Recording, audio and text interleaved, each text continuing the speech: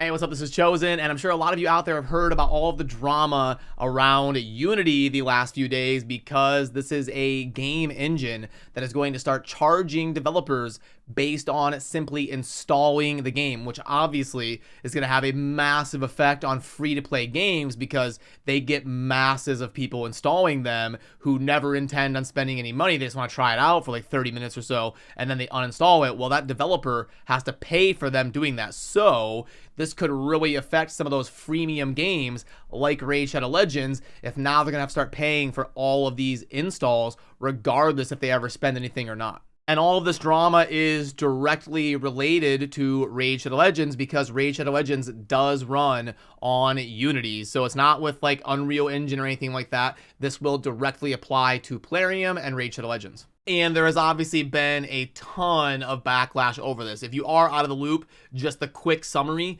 is Unity announced a new pricing model where they are going to be charging, I can actually pull it up for you here, right there, where they are going to be charging game developers based on users simply installing the game. And there will be different tiers of cost associated with that depending on the size of the game developer and how many installs are occurring for that game. And the number that you'll see floating around a lot where people are raging and talking about the drama around these changes is going to be talking about the 20 cents per install. Now, Plarium is not going to be paying 20 cents per install for Raid Shadow Legends because Plarium's obviously going to be in one of these higher tiers where they are new installs per month. I believe it's probably over 1 million all said and done in terms of installs per month. So they would be down in at least the 500K, but at least in one of these tiers over here. And I'm sure that Plarium is using Unity Pro or Unity Enterprise. So they would be down here probably around a penny or two per install here, 3 cents per install at the absolute worst if I had to guess for Plarium. And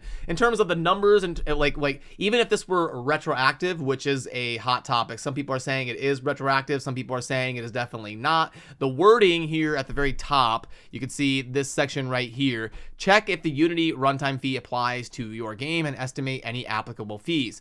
The fee applies to new installs beginning January 1st, 2024. To me, that sounds like it's not retroactive, but I've seen some people out there reporting that it is definitely retroactive, and then they get mad at people that say it's not. So I'm not going to go one way or the other. I would say the wording here makes it sound like, to me, it's not retroactive, but maybe it is. And then if that's the case, that is going to be awful news for a lot of developers out there because Raid and Plarium would all of a sudden get like a $3 million charge that they would owe to Unity if this were retroactive, because I'm going to guess that there's somewhere around 100 million installs over the lifetime of Raid.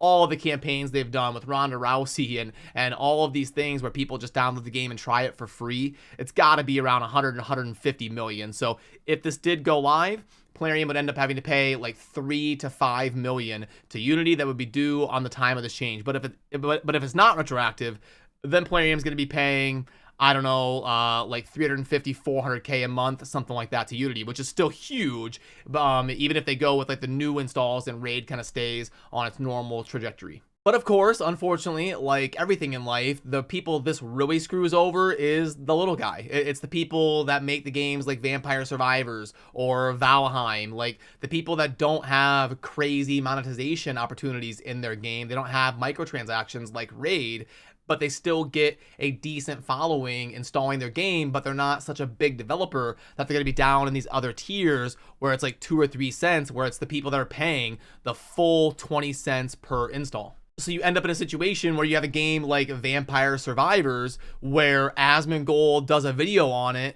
and then 100,000 people go and install Vampire Survivors, and all of a sudden this small indie developer gets a bill for $20,000 that they weren't ready to absorb. I mean, when you're an indie dev and you just get thrown a bill for $20,000, that can be a little bit hard to swing when you're kind of cutting those margins on trying to make it as a budding developer. And I'm actually dealing with this directly because if you're a viewer of my channel, I've talked about a couple different times that I am actually in the process of developing a game, and I'm really close to being able to show you. Hopefully next week was my goal, to be able to kind of show you the aesthetic of the game and the concept of the game that I'm developing. Well, this was a conversation that I've been having, is like, what do we use to develop the game? Do we use Unity or Unreal Engine or GML, or how are we going to produce our game? And I can tell you 1000% from my perspective that Unity is just out. Like, it's not even an option. It's off the table. We're not using Unity to develop the game that I'm making. We're going to be using GML to produce that game, which is Game Maker's language. So yeah, Unity is off the board basically if you are a smaller developer. But if you're huge like Plarium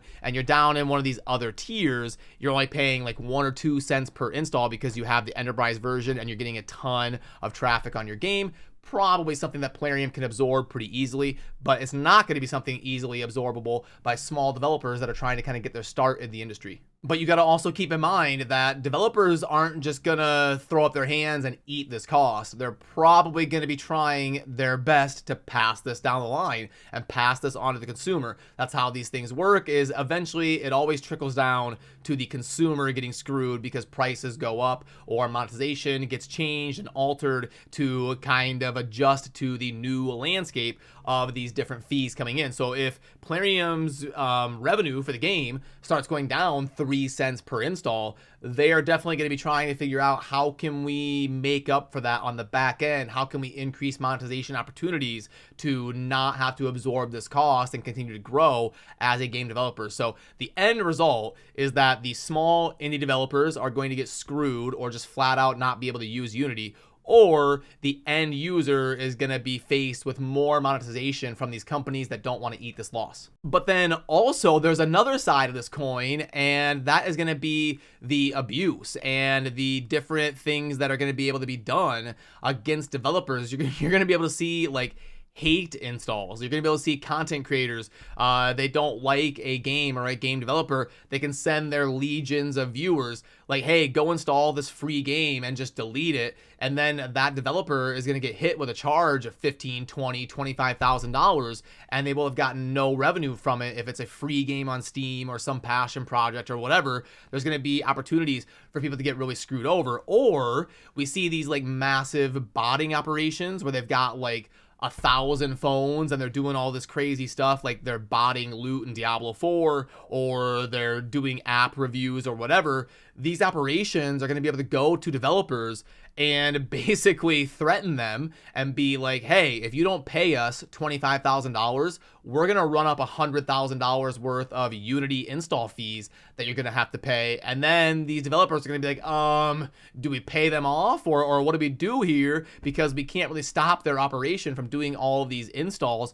on our game. So that, like, I'm just covering the surface of it, but this is obviously big news for a reason, and it is going to be a massive change. I honestly think that Unity will probably walk this back a little bit. They're probably going to try to adjust this and kind of like soften up on some of the stuff, or maybe change the model so it's not based on the install, it's based on some sort of revenue share or something like Unreal Engine does it. I would guess they're probably going to change this a little bit, but the damage is already done. I mean, like, for me, I know as like a small developer trying to produce something and get something out there and get started in the industry, Unity is just off the table for me. I'm not going to use it. So even if they do walk this back, I'm not going to put myself in a situation where 2 or 3 years from now, oh, they decide like this was a good idea, they're going to bring it back and they're going to make it retroactive, and now all of a sudden, like, I'm just not even going to go down that route. There's other options and I'm not going to bother with Unity. And then if we pull up the stock price of Unity, we've seen things like the CEO supposedly sold a bunch of shares before announcing this, and lots of drama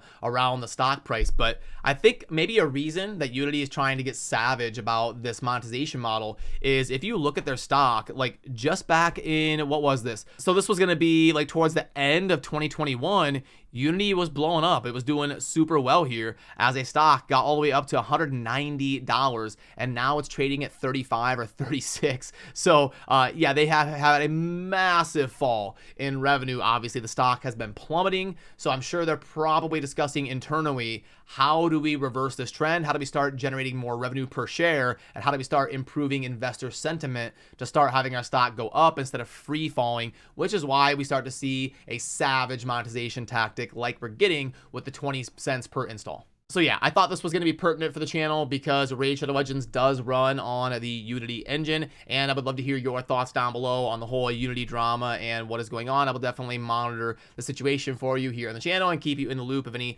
big things that may be either impacting Raid Shadow Legends or the game that I'm developing and all the stuff that kind of goes on here with this drama as it evolves. So that'll do it for me on this one. Have a great weekend, and I will see you soon in the next video. Peace.